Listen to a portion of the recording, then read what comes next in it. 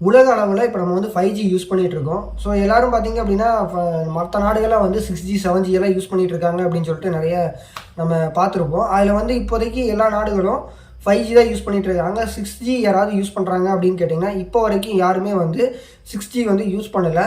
6G அப்படிங்கிறது எல்லா நாடுகள்லையும் பார்த்திங்க அப்படின்னா ஒரு ஆராய்ச்சியாக தான் போய்கிட்டு இருக்குது. அது வந்து ஃபுல் ப்ளஜ்டாக நம்ம வந்து 5G அளவுக்கு வந்து எங்கேயுமே கொண்டு போகலை. இப்போ பார்த்திங்கன்னா இன்னுமே சில இடங்களில் வந்து 4Gயே வராமல் இருக்குது. 5G வந்து நம்ம யூஸ் பண்ணிகிட்டு இருக்கோம். ஆனால் அதில் பார்த்திங்கன்னா காலெல்லாம் வரும்போது அது 4Gக்கு கட் ஆகிரும். ஃபுல் ப்ளஜ்டாக நம்ம 5Gயே நம்ம யூஸ் பண்ணாதப்போ உலகத்தில் பார்த்திங்க அப்படின்னா 6G வந்து இன்னுமே வந்து கொண்டு வரல. ஸோ அப்படி 6G எல்லாம் கொண்டு வர்றதுக்கு பார்த்திங்க அப்படின்னா இந்தியாவில் ஒரு பிளானை வந்து எக்ஸிக்யூட் பண்ணுறாங்க. ஸோ என்ன அப்படின்னு பார்த்தீங்கன்னா பாரத் 6G விஷன் அப்படிங்கிற ஒரு பிளானு.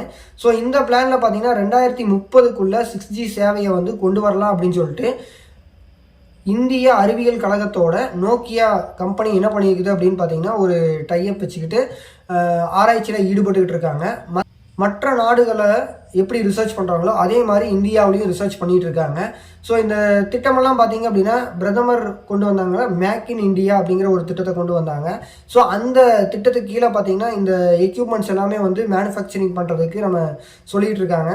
ஸோ உண்மையிலேயே 2030க்குள்ளே நோக்கியா வந்து 6G சேவையை வந்து கொடுத்துட்டாங்க அப்படின்னா உண்மையிலேயே வந்து ஒரு சூப்பரான விஷயம் தான். ஏன்னா நோக்கியா அப்படிங்கிற பிராண்டு பார்த்தீங்க அப்படின்னா ஒரு மிகப்பெரிய பிராண்டாக மொபைல் ஃபோன் மேனுஃபேக்சரிங் இருந்தாங்க. இப்போ வந்து அந்தளவுக்கு கீழே போயிட்டாங்க. ஸோ எந்த அளவுக்கு மேலே போனாங்களோ அந்தளவுக்கு வந்து கீழே போயிட்டாங்க. ஸோ அடுத்த படிநிலையாக அவங்க வந்து 6Gயை எடுத்துக்கிட்டு இந்திய அறிவியல் கழகத்தோட டைப் வச்சுக்கிட்டு என்ன பண்ணுறாங்கன்னா ரிசர்ச் பண்ணிகிட்டு இருக்காங்க. ஸோ இந்த 6G சேவையை கொடுத்தாங்க அப்படின்னா அவங்க இன்னுமே வந்து கொஞ்சம் டெலிகாம் சர்வீஸில் கொஞ்சம் மேலே வர்றதுக்கான வாய்ப்புகள் வந்து இருக்குது.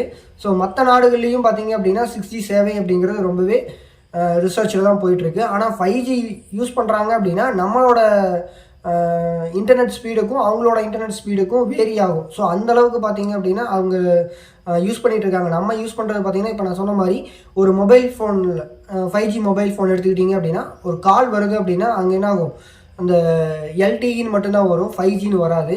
ஸோ 4+ அப்படிங்கிற மாதிரி தான் அந்த சிம்பிள் வந்து காட்டும்.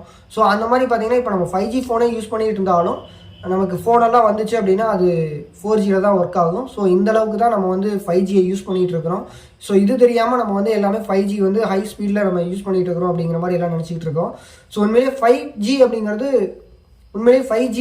ஃபுல் ப்ளஜ்டாக இன்னுமே வரல நமக்கே. ஸோ அடுத்து 2030க்குள்ளே 6G வருதா அப்படிங்கிறத பார்க்கலாம். இந்த வீடியோவில் சூப்பரான கண்டென்ட் பார்த்துருவோம்னு நினைக்கிறேன். அடுத்த வீடியோவில் பார்க்கலாம்.